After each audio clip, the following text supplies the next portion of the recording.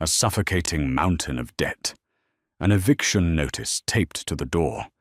Then a mysterious letter hands a bankrupt nurse the keys to a notorious Victorian mansion. Locals say the estate is cursed, that its walls bleed dust and ruin. What she found hidden in the attic changed history forever. Abigail Preston's life had become an endless, agonizing cycle of fluorescent lights, flatlining monitors, and the relentless ringing of her phone. At 32, Abigail was an ER nurse at Boston General, but her title offered no financial salvation. Following a grueling 3-year battle with her late mother's aggressive leukemia, Abigail was left holding a staggering mountain of out-of-pocket medical bills. She had liquidated her savings, sold her car, and taken out predatory loans just to keep the chemotherapy treatments going. Despite her sacrifices, her mother passed away, leaving Abigail utterly alone and officially devastatingly bankrupt. The final blow came on a freezing Tuesday in November. Abigail returned to her cramped apartment to find a bright pink eviction notice taped to her door. She had exactly 14 days to vacate. She sat on her worn, hand-me-down sofa, buried her face in her hands, and wept until her chest ached. She had nothing left to sell, nowhere to go, and absolutely no hope. Then the envelope arrived. It was thick, crafted from heavy cream parchment, and bore the embossed seal of Caldwell & Davies, a prestigious downtown law firm. Assuming it was yet another aggressive debt collection agency taking a new approach, Abigail almost threw it into the trash.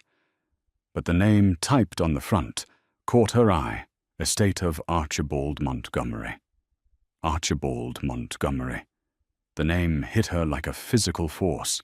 4 years ago, Archibald had been a permanent fixture in the cardiac ward, a famously cantankerous, fiercely private old man whom every other nurse avoided.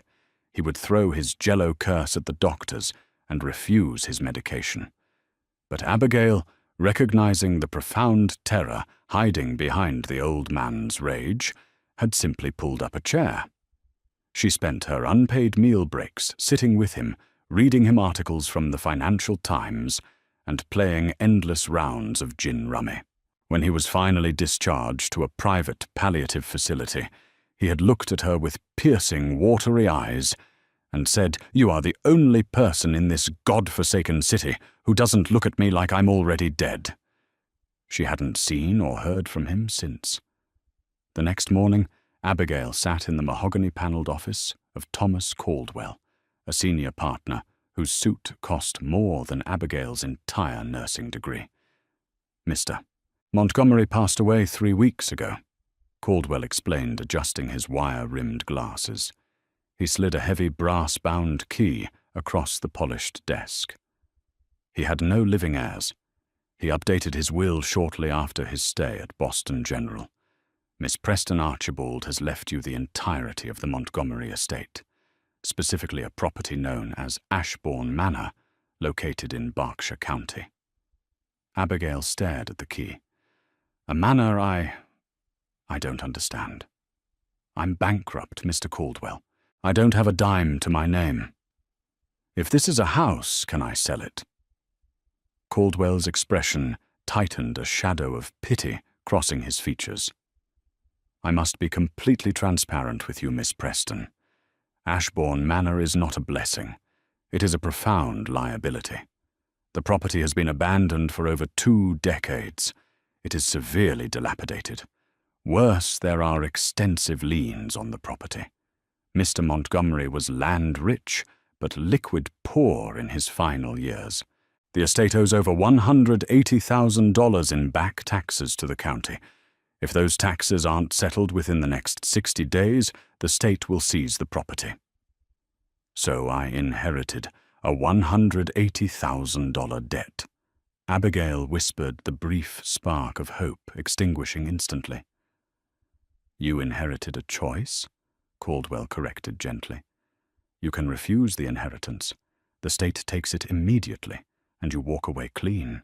Or you accept it and you have 60 days to either find a buyer willing to take on the liens or find the money yourself. With an eviction notice on her door, the choice was made for her. She had to at least see it. If she could sell the antique furniture inside, maybe she could afford a security deposit on a new apartment. 2 days later, Abigail borrowed a friend's battered Honda and drove into the deep, heavily wooded hills of Berkshire County. The GPS signal died long before she turned onto the overgrown wrought-iron gates bearing the rusted letter M. As she drove up the long, winding driveway, choked with dead ivy and encroaching oak trees, Ashbourne Manor loomed into view. It was a massive, imposing Victorian behemoth. 3 stories of dark stone sharp gables and slate roofing stood stark against the grey sky. It looked less like a home and more like a mausoleum. The paint was peeling in long, diseased strips, and several of the tall, narrow windows were boarded up. When she stepped out of the car, the silence of the woods was deafening. She unlocked the heavy oak front door, pushing it open with a loud, agonizing creak. The air inside smelled of damp earth, rotting velvet, and forgotten time. Dust motes danced in the pale light, filtering through the stained glass transom. "Hello." Her voice echoed up the grand, sweeping staircase, swallowing the sound instantly. "You shouldn't be here." A voice barked from the porch. Abigail jumped, spinning around. Standing on the crumbling stone steps was an elderly woman leaning heavily on a wooden cane. She wore a thick wool coat and had eyes as sharp as flint. "I'm sorry," Abigail stammered. "I'm the new owner, Abigail Preston." The woman scoffed a bitter sound. "I'm Mrs. Gable. I live 2 miles down the ridge. Been keeping an eye on this monstrosity since Archie abandoned it." "New owner, huh? Then you're the new victim." "Excuse me. You don't know the history of Ashbourne, do you?" Mrs. Gable hobbled closer, her eyes scanning the dark facade of the house. "Archie's grandfather, Horatio Montgomery, built this place in 1891. He was a railroad tycoon, made a fortune, then lost his mind. Horatio used to wander these halls in the dead of night, screaming that the walls were whispering to him. Claimed the house was stealing his soul. He threw himself off that 3rd-floor balcony in 1898. Abigail swallowed hard, looking up at the rotting wooden railing high above. "Every person who has tried to live here since has met ruin." Mrs. Gable continued, her voice dropping to a grim whisper. "Financial ruin, madness, or sudden death. The locals call it the Ashbourne curse. The house eats its owners, Miss Preston. If you have any sense, you'll lock that door and drive back to wherever you came from." But Abigail had nowhere to go. She gripped the brass key in her pocket. "I don't believe in curses, Mrs. Gable. I believe in math. And right now, this house is the only asset I have." Desperation breeds a unique kind of courage. With her Boston apartment officially gone, Abigail moved into the ground floor of Ashbourne Manor. She had no central heating, no internet, and the plumbing only worked in the kitchen sink. She set up a camping cot in the grand parlor, huddled every night next to a portable propane heater, wrapped in 3 layers of blankets. Her days were spent in a frenzy of manic cleaning and inventory. She systematically went through the sprawling, dusty rooms, searching for anything of value. She found a few silver dining pieces, some heavy mahogany side tables, and a collection of first-edition books. She brought a local antique dealer in, praying for a miracle.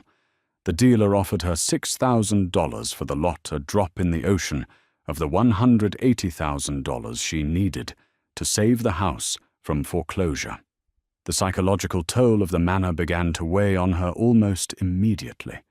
Mrs. Gable's words echoed in her mind every time the sun went down. The house didn't just settle, it groaned.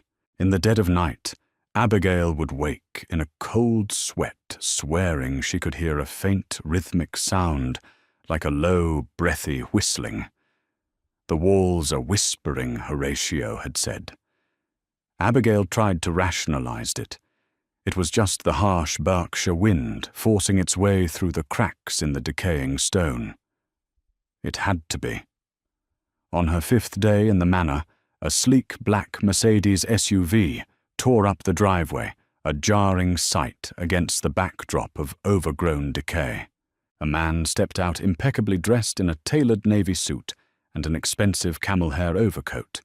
He had the polished, predatory smile of a man who smelled blood in the water. "Miss Preston, I'm Gregory Hayes," he announced, stepping onto the porch without waiting for an invitation. He handed her a glossy business card. "Hayes Development and Holdings." "Can I help you, Mr. Hayes?" Abigail asked, pulling her thick cardigan tighter around herself. "I'm here to offer you a lifeline," Hayes said smoothly, his eyes raking over the rotting porch pillars with thinly veiled disgust. "I know about the tax liens, Miss Preston. I know you're bankrupt. The county records are public. You're sitting on a ticking time bomb, and you have exactly 48 days before the state rips this property from your hands and leaves you with nothing." Abigail's jaw tightened. "Get to the point." "I want the land. The house is a tear-down, a toxic, asbestos-filled nightmare. But the acreage has potential for a luxury subdivision. I am prepared to cut you a check today for $40,000. I will assume the tax debt. You walk away with 40 grand in your pocket and a fresh start. It's a generous offer for a cursed piece of real estate." Abigail looked at the man. Something about his urgency didn't sit right with her. A developer like Hayes wouldn't personally drive out to a decrepit estate to offer a lifeline to a bankrupt nurse unless there was an immense profit to be made. "I'll need to think about it," Abigail said coldly. Hayes's smile vanished, replaced by a cold, hard glare. "Don't be a fool, little girl. This house broke men far stronger than you. Take the money before you lose your mind or your life." He turned on his heel and strode back to his Mercedes, leaving a cloud of exhaust in his wake. Hayes's visit lit a fire under Abigail. If he wanted the property that badly, there was something she was missing. The antique furniture wasn't the prize.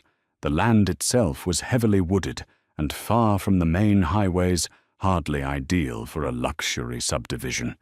Determined to understand what she was sitting on, Abigail drove to the county historical archives in town. She requested every file newspaper clipping and public record tied to Horatio Montgomery and the Ashbourne estate. For hours she pored over crumbling yellow documents. Horatio had indeed been a railroad titan, but the archives revealed a crucial detail Mrs. Gable had omitted. Horatio Montgomery was obsessively paranoid about banks. During the Panic of 1893, when the stock market crashed and hundreds of banks failed, Horatio reportedly liquidated massive portions of his stock into untraceable hard assets. Millions of dollars vanished from his ledger. The press at the time rumored he had buried it, but nothing was ever found. Horatio died a raving lunatic, his fortune seemingly erased into thin air. Then Abigail found the original architectural blueprints for Ashbourne Manor, dated 1891. She unrolled the massive blue-tinted schematics on the library table. She traced the lines of the ground floor, the second floor, and finally the third floor attic space. She paused. She took a ruler from the librarian's desk and began to measure the scale. Her heart began to hammer against her ribs. According to the blueprints, the third floor attic spanned 80 feet across. But Abigail had walked the exterior of the house. She had cleaned the attic just 2 days ago. From the inside, the attic was only 60 feet wide. It stopped abruptly at a flat plaster wall that she had assumed was the end of the house.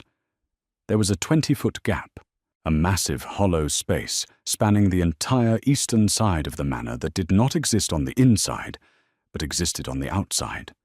The walls are whispering. Abigail didn't wait to return the files. She ran to her car, her tires spinning in the gravel as she sped back toward the estate. The sky had turned a bruised, violent purple, signaling an incoming nor'easter storm. By the time she reached the manor, the wind was howling, rattling the loose window panes like angry spirits trying to break in. She grabbed a heavy steel crowbar from her trunk and a heavy-duty flashlight. She bypassed the ground floor and sprinted up the main staircase, her footsteps echoing like gunshots in the empty house. Up to the second floor, then up the narrower, steeper servants' stairs to the third-floor attic. The attic was freezing the air, thick with a century of dust. The storm outside lashed against the slate roof, deafeningly loud. But underneath the crash of the thunder, Abigail heard it again. Shh, the whisper. It was coming from the eastern wall. Abigail walked slowly toward the flat, unadorned expanse of plaster at the far end of the attic. She pressed her hand flat against the cold surface. She felt a faint, steady vibration. The wind wasn't just blowing against the house, it was blowing through the house, finding tiny cracks in a hollow void and creating a whistling vacuum effect. Horatio hadn't gone mad from ghosts. He had gone mad listening to the wind blow through his own secret vault. Abigail gripped the crowbar tightly in both hands. She took a deep breath, stepping back, and swung the heavy steel bar with everything she had. Crack. The plaster shattered. A cloud of grey, choking dust erupted into the air, causing her to cough violently. She swung again and again, adrenaline flooding her veins, erasing the cold, the bankruptcy, the fear. She was a woman with absolutely nothing left to lose, battering down the walls of her own ruin. Chunks of plaster and wooden lath rained down, revealing an inner layer of heavy, dark brick. But it wasn't a solid brick wall. It was a secondary facade. Panting, covered in white dust, Abigail shined her flashlight into the jagged hole she had created. The beam of light cut through the darkness of the hidden void. It hit the back wall and reflected back not with the dull bounce of wood or stone, but with a sharp, heavy, unmistakable gleam. Stacked floor to ceiling, stretching into the darkness, were rows upon rows of dull, yellowed bars. It was gold. Pure, untraceable late 19th century bullion. Abigail dropped the crowbar. The heavy thud of the steel against the floorboards was the only sound in the room as the reality of what she was looking at crashed over her. She reached her trembling hand through the jagged hole, her fingers brushing the cold, heavy surface of the nearest bar. She wasn't just saved. She was standing in the middle of a $250 million empire. But as her hand lingered on the gold, a distinct, slow creak echoed from the stairwell behind her. Someone else was in the house. Abigail's blood turned to ice. She slowly pulled her dust-covered hand back through the jagged hole in the plaster, her fingers numb. She snatched the heavy steel crowbar from the floorboards, her knuckles turning white as she gripped the cold metal. The heavy, rhythmic creak of the servants' stairs grew louder. The storm raging outside slammed against the slate roof, the thunder masking the intruder's approach until they were mere feet away. A flashlight beam cut through the attic's gloom, blindingly bright, sweeping over the shattered wall and settling directly on Abigail's face. "You really couldn't just take the check, could you, Miss Preston?" The voice was smooth, cultured, but laced with a venomous edge. The flashlight lowered slightly, illuminating the immaculately tailored suit and the cold, predatory eyes of Gregory Hayes. Except he wasn't carrying a briefcase this time. In his right hand, resting casually at his side, was a matte black handgun. Abigail backed up, pressing her spine against the freezing plaster of the false wall. "Hayes, you followed me." "I've been tracking you since you left the Historical Society," Hayes said, stepping fully into the attic. He kicked a chunk of broken plaster aside with his polished leather shoe. "I knew the moment you pulled Horatio's blueprints that my timeline had evaporated. I spent 3 years setting up the shell companies that bought Archibald's tax debt. I engineered your foreclosure. You were supposed to be a desperate, grieving nurse who would take my $40,000 and run. But you had to be clever. This isn't about a luxury subdivision." Abigail breathed, her eyes darting between the gun and the staircase behind him. "You knew about the gold." Hayes let out a hollow, bitter laugh. "My family has known about the gold for 130 years. My great-grandfather was Arthur Hayes. He was Horatio Montgomery's closest friend and majority partner in the Boston and Western Railroad. During the Panic of 1893, when the banks collapsed, Horatio liquidated all the company's joint assets. He didn't just steal his own money, he stole Arthur's too. He converted it all into untraceable bullion and vanished it into this grotesque monument to his own paranoia." Hayes took a slow step closer, raising the gun slightly. The sheer malice in his eyes was far more terrifying than the ghosts Mrs. Gable had warned her about. "Arthur was ruined." Hayes continued, his voice trembling with a century of generational rage. "He faced federal fraud charges, while Horatio hid up here, listening to the wind whistle through 50 tons of stolen wealth until it drove him completely insane. My family lost our empire. We spent 4 generations rebuilding, searching, waiting for the Montgomery bloodline to finally die out. When Archibald croaked, I thought it was over. And then he leaves the estate to some nobody nurse who wiped his chin in the hospital." "So you're going to shoot me?" Abigail asked, forcing her voice to remain steady, despite the violent shaking of her hands. "The police know I'm here. Mrs. Gable down the road knows you're here. You discharge that weapon, and you'll spend the rest of your life in federal prison. The Ashbourne curse claims another victim," Hayes sneered, gesturing around the decaying room. "A tragic accident, a structurally compromised beam, a desperate, bankrupt woman who climbed up to the attic, slipped and broke her neck. No one will look twice." He raised the gun, leveling it directly at her chest. "Step away from the wall, Abigail." Desperation is a powerful catalyst. As Hayes stepped forward, his polished shoe landed squarely on a century-old floorboard, weakened by decades of water damage from the leaking roof. The wood let out a deafening crack and splintered downward, trapping Hayes's leg up to the knee in the joists. He stumbled forward, cursing loudly, his gun arm flailing as he fought to keep his balance. Abigail didn't hesitate. She didn't scream or run for the stairs. Instead, she drove the heavy steel crowbar directly into the massive pile of shattered plaster lath and century-old dust she had just torn from the wall, kicking it upward with all her might. A thick, blinding cloud of white, choking dust erupted directly into Hayes's face. He gasped in surprise, inhaling the toxic cloud of pulverized lime and asbestos. He doubled over in a violent fit of coughing, firing a blind shot into the ceiling. The gunshot was deafening in the confined space, ringing in Abigail's ears. She lunged forward, swinging the crowbar like a baseball bat. She didn't aim for his head, she aimed for his right arm. The steel connected with his wrist with a sickening crunch. Hayes screamed, dropping the handgun. It clattered across the floorboards and slid into the darkness. Abigail didn't wait to see if he would recover. She scrambled over his trapped, thrashing form, bolted down the narrow servants' stairs, and slammed the heavy oak door behind her, sliding the heavy iron deadbolt into place. She could hear him screaming and throwing his weight against the wood, but the Victorian iron held. She ran to the second floor, pulled her cell phone from her pocket and dialed 911. "My name is Abigail Preston," she gasped into the receiver, sliding down the wall of the master bedroom, her heart hammering against her ribs. "I'm at Ashbourne Manor.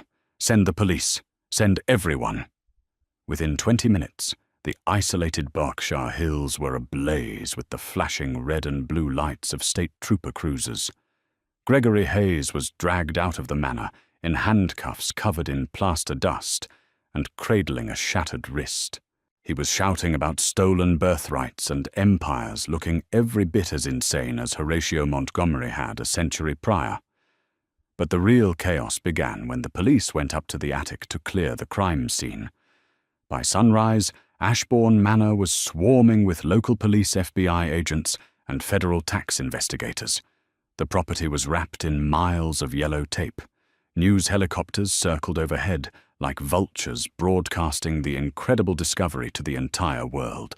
The hidden void behind the false attic wall held precisely 400,000 ounces of late 19th century gold bullion. Each bar was deeply stamped with the insignia of the Homestake Mining Company. The estimated market value was a staggering $250 million. However, finding the gold was only the beginning of the most grueling battle of Abigail's life. The moment the value was authenticated by senior appraisers from Sotheby's, the predators began circling.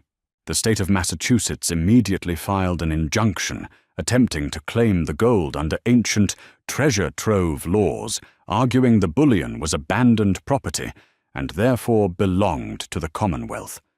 Simultaneously, the IRS descended, freezing the asset pending a massive federal investigation into Horatio's 1893 tax records. Abigail knew she was completely out of her depth. She was a bankrupt ER nurse, not a corporate raider. But she also knew she was fighting for her survival. Using her story as leverage, she managed to secure representation from Baker McKenzie, one of the most ruthless and powerful multinational law firms in the world. Her lead attorney, a razor-sharp litigator named Harrison Croft, took the case on contingency, captivated by the sheer historical precedent of the dispute. For 8 agonizing months, Abigail lived in a modest hotel fronted by her legal team, while the battle raged in federal court. The state's argument was simple. Horatio Montgomery hid the gold. He never explicitly willed it to Archibald, therefore it was abandoned treasure. But Croft deployed a brilliant, unorthodox legal strategy. He didn't argue probate law, he argued real estate law. "Your Honor," Croft stated during the final hearing, standing before a packed federal courtroom, "this is not a chest of coins buried in a backyard. Horatio Montgomery literally built the gold into the physical structure of Ashbourne Manor. The bullion served as the inner load-bearing facade of the eastern attic wall. Under established Massachusetts property law, any item physically integrated into a property becomes a fixture. My client, Miss Preston, legally inherited the deed to Ashbourne Manor in its entirety. Therefore, she did not find abandoned treasure. She simply inherited a very, very expensive wall." The courtroom erupted. The legal loophole was absolute genius. Because the gold was structurally mortared into the framework of the house, it was legally indistinguishable from the bricks, the plumbing, or the slate roof. On an unseasonably warm morning in August, the federal judge ruled in Abigail's favor. After federal estate taxes, capital gains, and her towering legal fees, Abigail Preston walked out of the courthouse with a liquid net worth of $142 million. Her first act was to write a check for $180,000 and hand it directly to the Berkshire County Tax Commissioner, clearing the liens on Ashbourne Manor forever. Her second act was to pay off the remaining $64,000 of her late mother's medical debts. She didn't demolish the manor. Instead, she poured millions into a meticulous, historically accurate restoration.